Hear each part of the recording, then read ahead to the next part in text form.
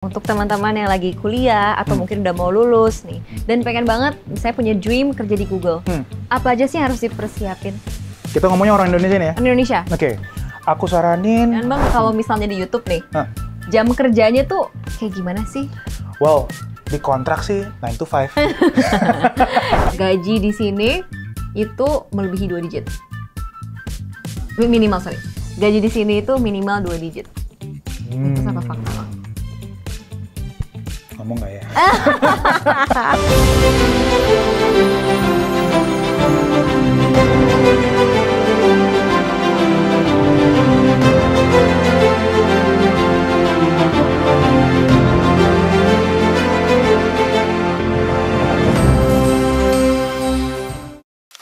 Guys, sekarang ini aku udah ada di lantai 45 Pacific Century Place. Ada yang bisa tebak gak? Aku lagi di kantor apa? Langsung aja kita lihat kali ya, ini kantor apa ya?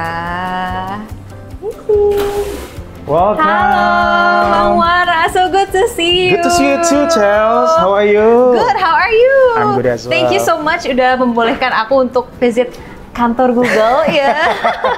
Seru banget karena menurut aku kantor Google itu salah satu yang paling dari out of all the offices that I visited so far, one of the office yang paling ngasih impression, left a lasting impression for me. Jadi thank you for coming to our humble office. It's not humble at all. Guys, kita langsung lihat aja kantor Google.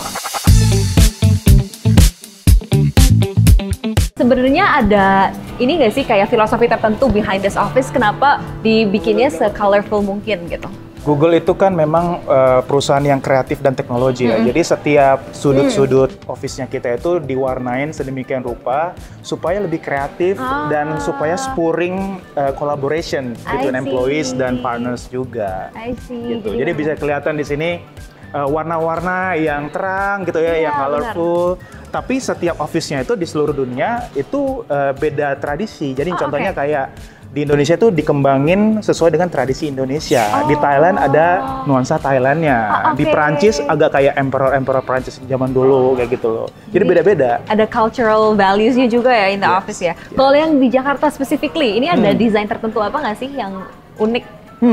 Nah, contohnya misalnya yang dari depan itu ada 2 android gitu ya, boneka android. Betul. Mereka pakai batik tuh. Oh iya benar. Batik parang gitu kan.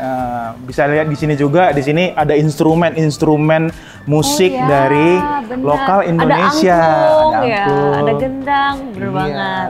Satu hal yang menurut aku paling seru di kantor Google itu sebelum masuk kita ada ID card dulu guys. Jadi kita bikin input our name and then kita punya name tag that we can wear setiap kita ada di kantor Google. Nih aku udah ada my ID card with my name on it supaya bisa langsung jelas. So kalau kita ketemu sama other guests we can greet their names. Yeah. We also have an ID card with my name as well. Like that. Chelsea lihat, ini ada yang besar kan, kita di penthouse lantai 45. Itu ini kayak ada selendang gitu tuh. Iya benar. Ya, selendang gitu ya, selendang tradisi Indonesia. Oke. So that's the philosophy behind the decoration. Terus ada mural-muralnya juga, bisa dilihat sini kayak nuansa pohon pinang kayak gitu ya. Nah, memang scenes yang sering kita lihat di Indonesia. Kan? Iya. Gitu. Aku prepare a little bit surprise buat Chelsea. Ada monitor LED kita. Di sini wajah Chelsea besar sekali. Gede banget muka aku. Thank you so much. Always such a warm welcome ya di sini. Guys, Sarah, thank you so much. Thank you for having me and my team.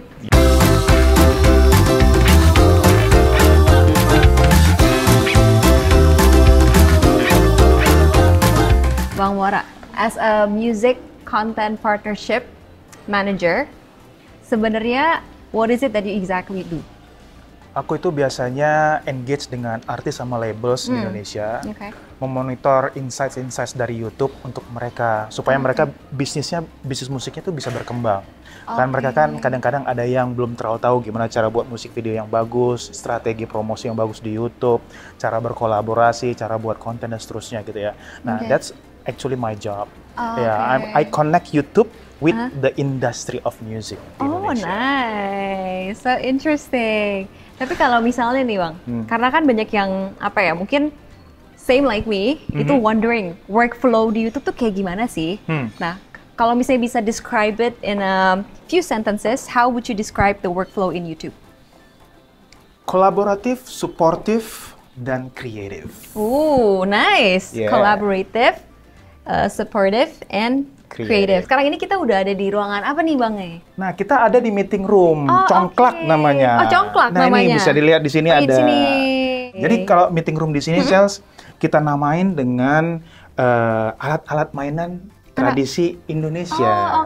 Gitu. Terus ada juga spot-spot turis di Indonesia, kayak menarik. gitu. Jadi ini Indonesia banget. Indonesia banget. Iya. Makanya ini dinamain meeting roomnya Congklak. Congklak. Nah, banyak meeting room kayak gini nih, ada 14 gitu ya, 14 kursi. Ya.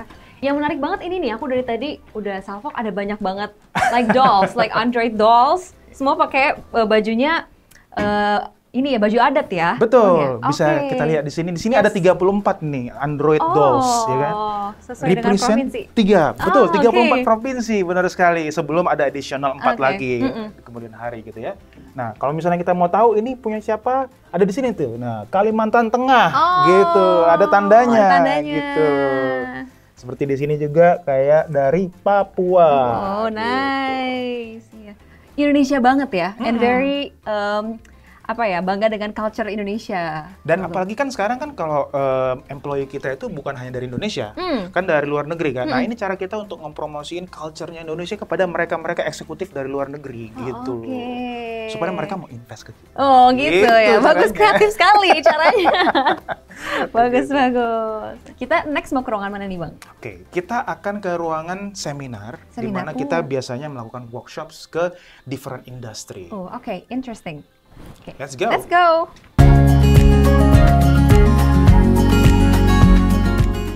Nice. Yeah.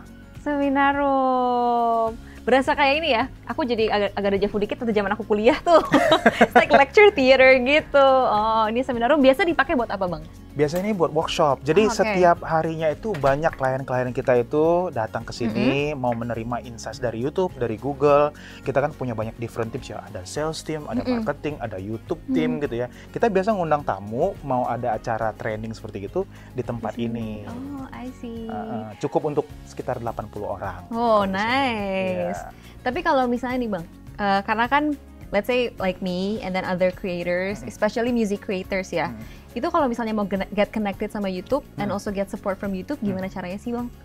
Nah, that's a bit challenging karena biasanya kalau kita ngomong musik ya, kita itu berpartnernya sama label, gitu ya. Jadi if you are entitled ke suatu label, biasanya label ini yang akan ngontak ke kita, karena mereka yang punya copyright biasanya, gitu kan. Atau agregator, misalnya ada artis indie yang dia tidak punya label, dia tuh bisa mendaftar di agregator kan. Agregator ini yang ngomong, yuk kita datang ke Google, gitu ya, untuk ngobrol dengan Muara, dengan tim YouTube yang lainnya, gimana caranya untuk membuat YouTube yang bagus, gitu. Nah, mereka kita invite ke sini. I see. Begitu. Abis ini kita mau kemana lagi Bang? Kita keluar yuk. Kita mau menghirup udara luar gitu. Kebetulan ini lantai 45 paling atas gitu. Ada pemandangan yang bagus ya. Let's go.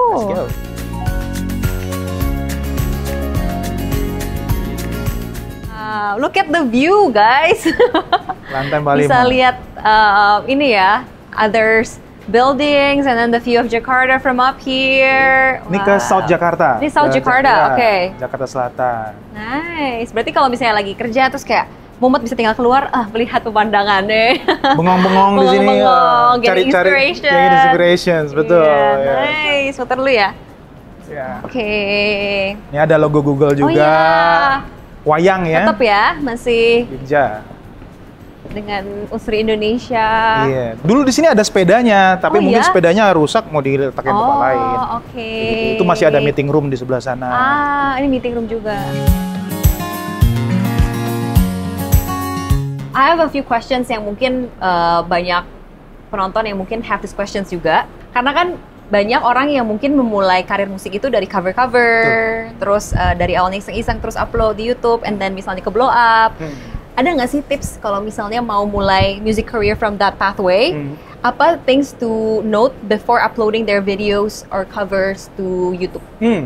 Sebenarnya semua musisi yang dari kecil-kecil gitu ya, mereka tuh startnya dari cover dulu, iya kan? Tapi tinggal gimana creativity mereka untuk membuat something yang original. Gitu. Nah, bicara soal cover, kalau misalnya memang mau cover, sebenarnya harus permisi dulu. Bagusnya ya. Tapi kalau misalnya masih amatiran sih nggak apa-apa, upload aja. Ya kan belum profesional. Tapi once dia udah mendapatkan makanan dari covernya itu, then things will be different. Sifatnya komersil. Kalau sifatnya komersil, you need to be professional untuk mencari izin ya ke publishers atau ke songwriters baru menguploadnya. Kalau misalnya bisnisnya itu cover. Tapi saran aku kalau misalnya dia mau berubah menjadi artis yang beneran artis gitu ya, bukan artis cover gitu ya. Nah, dia itu harus bisa menciptakan lagu-lagu baru. Itu bikin yang membuktikan dia itu bisa menjadi artis sesungguhnya gitu. Dia punya they own their own copyrights gitu loh. I see. Jadi bisa rekaman sendiri, buat musik video mungkin yang kecil-kecilan gitu ya, rilis aja dulu. Gitu. I see. Ya. Tapi kalau misalnya bermusik nih, bermusik, karena kan banyak yang mungkin this one song naik misalnya, and then the next one performance-nya misalnya nggak sebagus yang sebelumnya. Gimana sih caranya supaya bisa punya karir musik tuh yang sustain, instead of just like a one hit wonder? Gas terus. Gas terus, that's a nice advice. Gas terus. Kalau misalnya satu gagal, dua berhasil, satu lagi gagal gitu kan, terusin aja terus. Konsistensi ya? Konsistensi. Kadang-kadang kita nggak tahu jalan Tuhan itu kayak gimana. Kadang-kadang mungkin pada saat lagu kelima atau album yang kelima baru dia jebol. Semua orang-orang indie ya, terutama yang indie yang nggak punya label, melakukannya. Gimana caranya dia memproduksi lagu-lagu baru, kalau misalnya gagal nggak apa-apa, move on. Make a new project. Tapi yang penting dia harus tahu kenapa nggak works gitu loh. Dia harus tahu kenapa, melodinya kah atau liriknya kah, how atau to know bisa, gitu. Yang works dan gak works. Jadi kalau how to know yang bikin gak works itu apanya? Biasanya itu dari comments. Nah, itu paling simple ya. Kalau misalnya teman-teman di sini nggak tahu cara ngelihat analytics, yang paling simple itu komentarnya. Feedbacknya. Ya. Kalau misalnya komentarnya itu dilihat, oh bang ini asik banget part lirik yang ini. Nah, kenapa dia suka dengan lirik yang itu? Kita harus bisa bertanya gitu. Nah, mau lebih dalam lagi, baca di YouTube studionya, kan ada analytics ya. Ada analytics ya. Nanti biasanya di analytics itu kan ada misalnya lagunya 3 menit, ada bump di tengah-tengah misalnya. Nah, mungkin di part yang tengah-tengah itu kenapa kok bisa ada bump? Bagian yang mana? Kenapa di situ orang-orang pada suka gitu ya? Kan ada heat map-nya ya di situ ya. Nah, kalau misalnya orang ngelihat songnya 3 menit, tapi pada saat 20 detik dia udah turun ya. Berarti orang nggak relate, atau dia nggak suka dengan melodinya, atau nggak suka dengan liriknya. Ya, you need to move on, create another project kayak gitu. Berarti the most simple step, pertama lihat komen dulu. Tapi kalau misalnya udah you wanna dig deeper, ya langsung lihat analytics-nya ya from the YouTube studio. Nice one. Abis ini kita mau kemana lagi bang? Let's go to the eating area. Cafe. Eating area, my favorite part.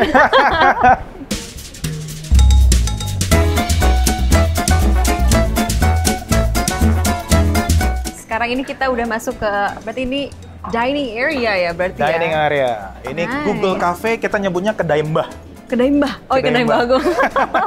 Wah, lihat guys, banyak banget ada optionsnya of the food. Kebetulan hari ini tuh, Chels, kita ada Thanks God It's Thursday. Wow. Ya, spesial di mana setiap hari Kamis sore kita itu menyediakan lebih banyak minuman dan makanan. Ya, agak sedikit di-upgrade. Di-upgrade dibanding hari-hari biasanya ya. Betul. Bisa dilihat nanti di sini menunya apa aja nih buat sore-sore ya. Jadi biasanya kita sediain full breakfast, full lunch, sama snack sore. Nah, kalau khusus untuk Thursday, ini full snacks. Full snacks. Ya. Wow, full itu more options lah. Guys, ada grilled chicken leg. Ini bukan snacks yang ini loh, grilled chicken leg, kayak nutritious snacks, you gotta say. Wow, nice. Jadi mungkin teman-teman di sini yang menonton pasti paling penasaran tuh kalau ngomongin kantor Google itu the facilities and also the facilities yang di-offer sama Google nih. Tapi ini aku selalu left me wondering. Google kan dengan fasilitas yang lengkap banget dan juga very memanjakan karyawannya. Apakah ini jadi salah satu cara to make sure the employees are in like semua motivated and then have like good well-being? Apakah ini salah satu cara dari Google atau gimana? Obviously, kita tuh pengen semua employee itu bekerja dengan semangat gitu ya, termotivasi gitu ya. Makanya fasilitasnya dilengkapin. Mau makan ada, mau relax ada, Bahkan dulu tuh waktu mau pijet ada juga. Oh iya? Iya, dulu ya, sebelum pandemi. Setelah pandemi udah tutup. Iya, mungkin satu dan lain hal gitu ya. Tapi kita renovasi lagi kayak gitu. Wah, nice. This is for free semua nih. For free. Iya, for guest juga for free. Jadi kalau misalnya kita invite guest, mau itu kreator atau artis atau label ya, mereka kita ajak makan, semuanya free. Oh, nice guys. Chelsea mau makan? Habis syuting kita makan ya? Sure, let's go.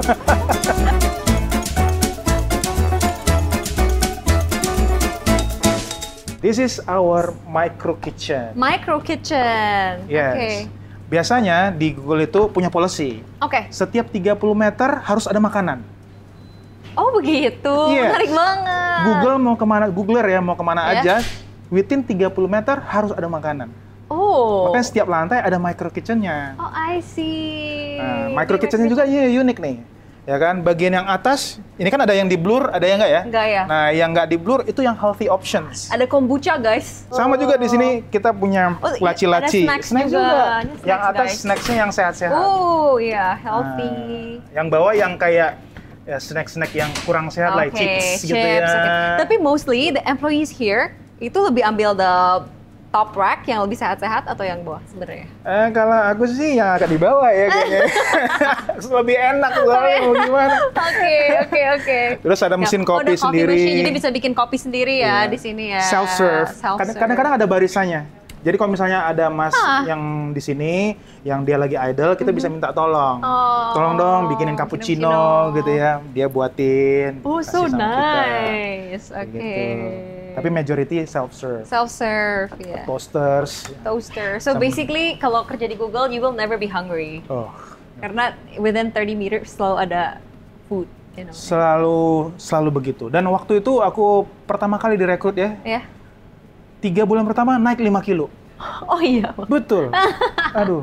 So, how do you think about the micro kitchen? It's so nice sih. I wish I get this. I mean, I don't have a proper office, kinda. Tapi if I do work in an office, I would love to have this.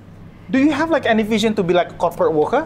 I do sometimes. Because kalau bisa ditanyain dari aku kecil, I kinda envision myself when I'm becoming like a fully developed adult.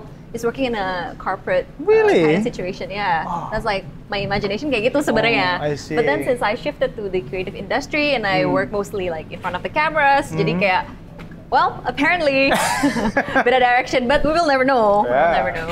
Here you are, being an artist.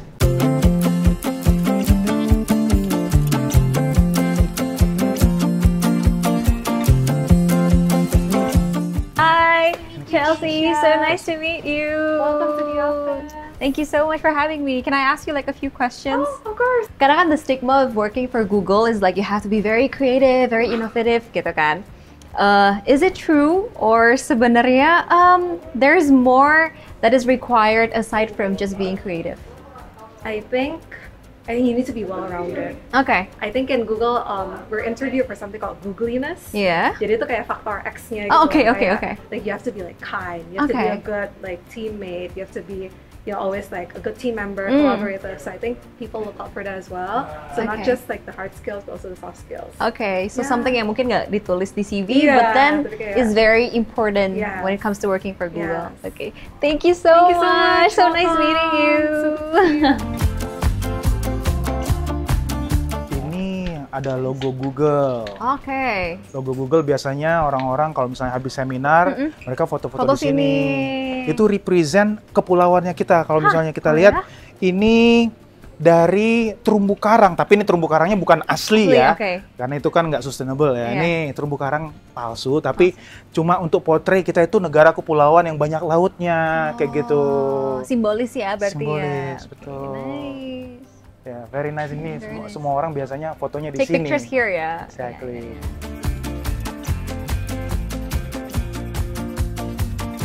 Okay, ini much bigger space. Oh ya, compared to the one yang di lantai atas ya. Betul.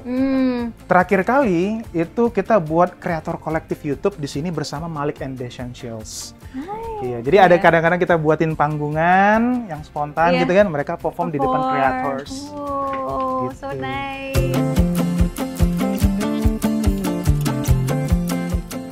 Tapi Bang, ada program apa aja sih dari YouTube yang mungkin dikasih buat para creators, especially music creators, supaya bisa dari Indonesia tuh mungkin ke ranah yang lebih besar ya, ke global, atau mungkin musisi yang dari emerging terus jadi lebih besar, itu ada apa sih dari YouTube? Oke.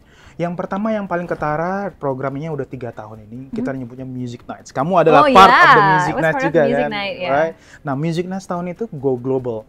Kita melakukannya itu di Krapela, setiap hari Rabu, tapi 2 minggu sekali. Total artis ada sekitar 60, tapi 20%-nya itu dari Jepang, dari Malaysia. It's a chance for collaboration, right? Nice. If you can collaborate with different artists from different countries, it will expose yourself to the world gitu kan. Nah, itu program kita yang paling utama untuk mengekspor artis kita keluar.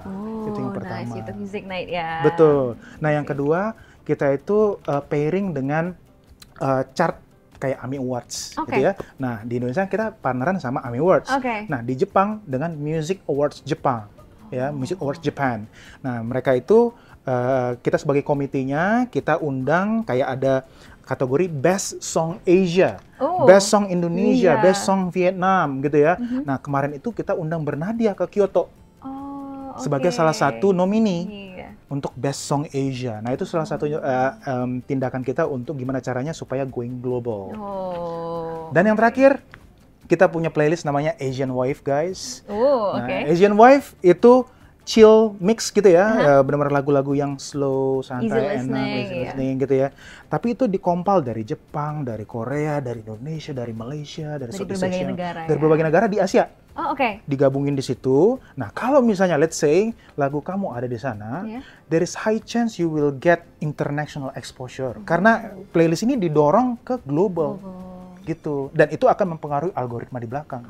Misalnya nih, lagu Joji. Setelah lagu Joji dengerin ada lagu Chelsea, gitu kan? Nah, nanti ke depannya kalau misalnya ada fansnya Joji dengerin musik videonya Joji, gitu kan? Watch next-nya siapa? Kemungkinan ada Chelsea, gitu. Playlist itu sifat algoritmanya begitu. I see. Yang menarik ya, berarti ada banyak banget cara supaya bisa, in a way, banyak banget. There are multiple ways in which YouTube can help support emerging artists. Yes. Very nice. Kita langsung move on to the next. Let's go.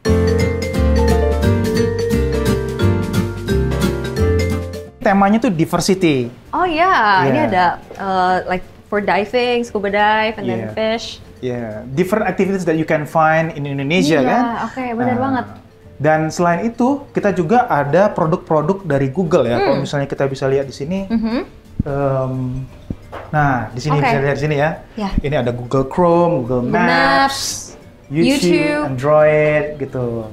Memang kita menghargai diversity in many aspects ya.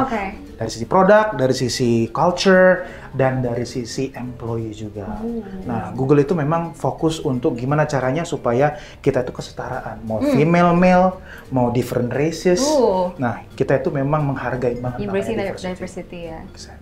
Tapi kalau for employees nih, let's say buat orang-orang yang tertarik pengen kerja di Google, what are the basic, ini ya mungkin karena kan kalau misalnya apply, pasti ada kriteria yang dicari kan?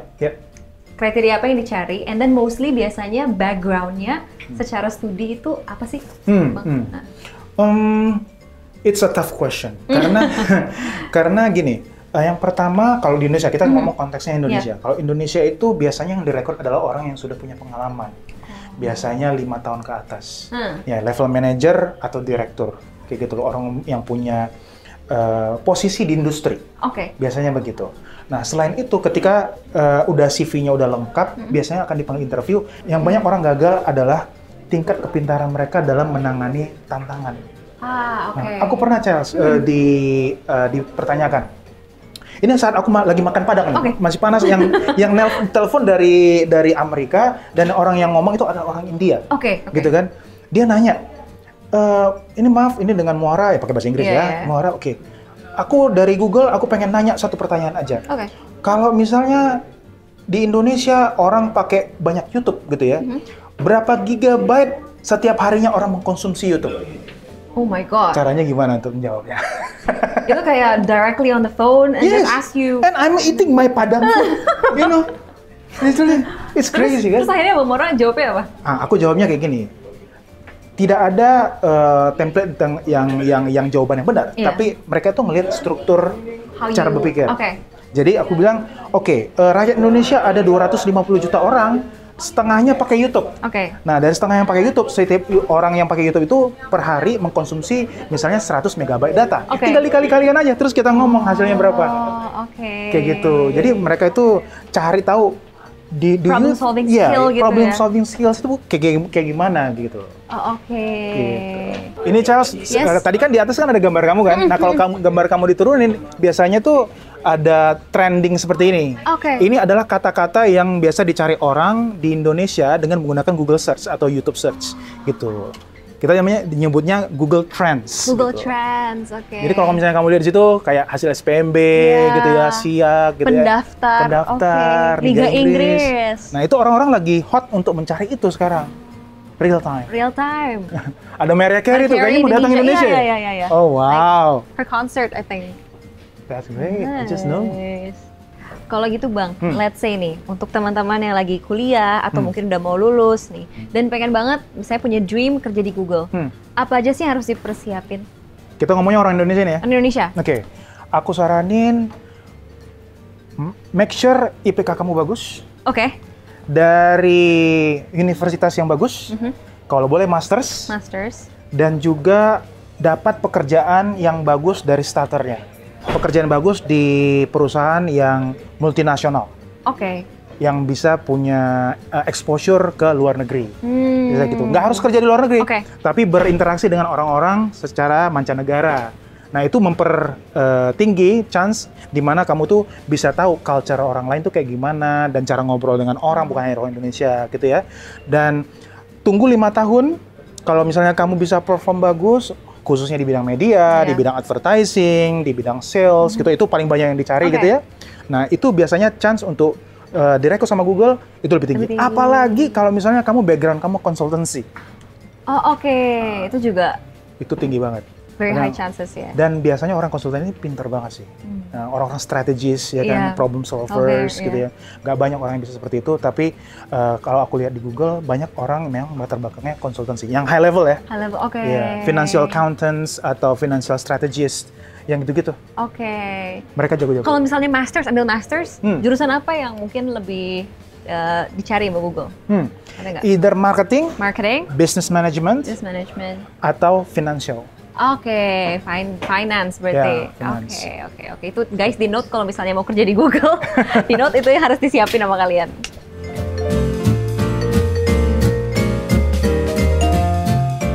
Guys, game room guys, ini kalian bisa main. Ada PS.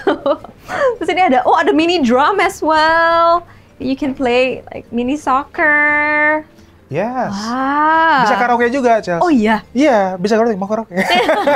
Tapi kalau misalnya mau pakai facility ini harus rent it out first or enggak? No, first come first serve. Nice. Kadang kalau misalnya jam segini, kalau misalnya lagi nggak ada kerjaan, banyak orang yang disini main PS. Main FIFA atau main pukul-pukulan gitu ya di sini gitu. Nice. Fighting games. Mungkin yang sering jadi pertanyaan Bang, kalau misalnya di YouTube nih, jam kerjanya tuh kayak gimana sih? Well, di kontrak sih 9 to 5. In contract, di kontrak on paper seperti itu, tapi nyatanya tuh fleksibel banget, Charles. Iya, kita tuh memang direkrut udah punya integritas lah ya. Kita pengen bekerja secara baik-baik, memberikan results yang baik. Jadi kita tuh tidak dikontrol secara mikro oleh manajer kita. Ya, dikasih tahu bahwa jam kerja jam sekian, tapi terserah mau masuknya kapan, yang penting kerjaan beres. Benar-benar result oriented. Karena semua orang kan punya cara kerja beda-beda ya, yang nggak bisa dipukul rata. Bener, itu yang paling aku suka. Jadi kadang-kadang misalnya hari Senin sama hari Jumat aku di rumah kerja, bisa ngopi di luar, kerja di luar gitu ya. Jadi kalau di YouTube sekarang ya, itu Senin sama Jumat itu bebas di rumah atau di kantor juga boleh. Tapi Selasa sampai Kamis itu wajib di kantor. Karena kalau misalnya di kantor kan kita ketemu sama teman-teman ya, teman-teman yang ada di Google yang lain ya, divisi yang lain. Itu spurring collaboration. Kalau misalnya kita di rumah kan nggak susah ya berkolaborasi ya. Mungkin juga nggak akan kepikiran juga ya, karena mungkin nggak ketemu secara langsung. Benar. Kalau misalnya di sini kan kita bisa makan bareng, bisa ngobrol-ngobrol, bisa tahu update gosip-gosip apa sih yang terjadi gitu kan. Nah, jadi Selasa sampai Kamis selalu di kantor. Cuma ya jamnya fleksibel aja. Jamnya fleksibel, as long as the result semuanya bisa perform. Betul. I see. sekarang ini kita mau bahas fakta atau mitos, boleh ya Bang ya? Boleh, About boleh working banget. in Google. Oke. Pertanyaan pertama. I'll do my best. It's like burning question. Karyawan YouTube itu bebas pakai bajunya, bisa casual buat ke kantor. Mitos apa fakta? Fakta. Oh. Ya, bahkan di beberapa kali occasion, orang-orang pakai sendal dan shorts. Iya. Jadi nggak ada policy on like, pakai baju harus gini, dress code. Yang penting sopan aja. Kan nggak mungkin pakai pakaian dalam dong, itu kan agak aneh gitu ya kalau misalnya kita corporate apa kayak gitu. Benar. Yang penting kelihatannya ya sopan. And masih comfortable for the yang pakai ya. Iya, bukan hanya comfortable sama yang pakai, comfortable bagi orang yang ngelihat ya. Orang yang ngelihat juga harus comfortable. Benar. Gitu. Pertanyaan kedua, harus jago bikin konten kalau mau kerja di sini. Mitos apa fakta? Wah, itu mitos banget. Aku nggak bisa bikin konten. Bisa sih, pakai Instastory doang. It's not right. Oke, berarti nggak harus content savvy lah ya? Nggak harus. Oh, gini, beda. Kalau content savvy, apalagi di YouTube, itu wajib. Oke. Karena kalau misalnya kita kerja di YouTube, tapi kita tidak tahu dunia perkontenan, nanti agak rompeng ya ngomong sama teman-teman yang lain gitu. Jadi istilahnya kita tahu bisnisnya seperti apa, how YouTube works di gitu ya. Industri kayak gimana gitu. Industrinya gimana. Makanya kan orang yang berpengalaman di bidang media biasanya itu kerjanya di YouTube kayak gitu. Tapi nggak harus jago bikin konten. Nggak harus jago bikin konten. Ini pertanyaan selanjutnya. Kalau mau kerja di sini harus, ini wajib, jago bahasa Inggris, harus fasih. Mochiron. Oh, itu bahasa Jepang, sorry. Of course. Of course. Fakta. Ya, karena kita di sini seperti yang aku bilang tadi, interviewnya juga pakai bahasa Inggris. Mau dia yang interview itu orang Indonesia atau mau orang mancanegara, semuanya pakai bahasa Inggris. Jadi kalau misalnya kita nggak tahu bahasa Inggris, ya gimana? Namanya Google kan perusahaan Amerika ya. Iya, betul. Iya, nggak mungkin deh kita ngomongnya pakai bahasa Indonesia gitu loh. Makanya awal-awal tuh kalau stage pertama gitu ngomong sama orang Indonesia yang ada di sini gitu kan, ini orang Indonesia tapi kok pakai bahasa Inggris ya? Kenapa kita nggak pakai bahasa Indonesia aja gitu? Tapi itu memang polisinya kita pada saat interview supaya kita bisa tahu how fluent they are. Oh, oke. Gitu. Tapi the level of fluency itu harus yang benar-benar native level atau yang as long as masih bisa construct like full sentences itu juga it's sufficient. Business stage, business proficiency, gitu ya. Kalau misalnya native itu kayak higher degree ya. Iya, yang kayak benar-benar full on in English gitu. Betul. Nggak harus kayak TOEFL-nya tinggi banget gitu. Nggak ada IELTS-nya 7 berapa. Yang penting asalkan bisa ngobrol secara bisnis profesional dan tahu terms-termsnya sesuai dengan industrinya, then usually they will be comfortable kan. Oke, benar. Ini pertanyaan terakhir, kebetulan bukan dari aku Bang ya. Ini dari timku nih Bang ya. Aku cuma menyampaikan aja ya. Dari netizen nih katanya. Katanya gaji di sini itu melebihi 2 digit. Minimal, sorry. Gaji di sini itu minimal 2 digit. Itu apa fakta Bang? Ngomong nggak ya? Oke, gini deh. Fresh grad di dunia perminyakan dulu, waktu zaman aku, itu gajinya sekitar 10-12 juta. Itu fresh grad. Fresh grad, oke. Nah, industri teknologi, apalagi zaman sekarang, fast forward 15 tahun kemudian, itu much better daripada teknologi minyak. Daripada dunia perminyakan. So, you can guess. Oh, nice. Terima kasih banyak Bang for your time and also for showing me and my team semuanya tentang this office. Such a pleasure. Jangan bosan-bosan. And terima kasih banyak buat yang nonton video ini. Jangan lupa untuk like, share, and subscribe dan juga komen di bawah. Kira-kira mau konten kayak gimana lagi sih? I'll see you guys next time. Bye.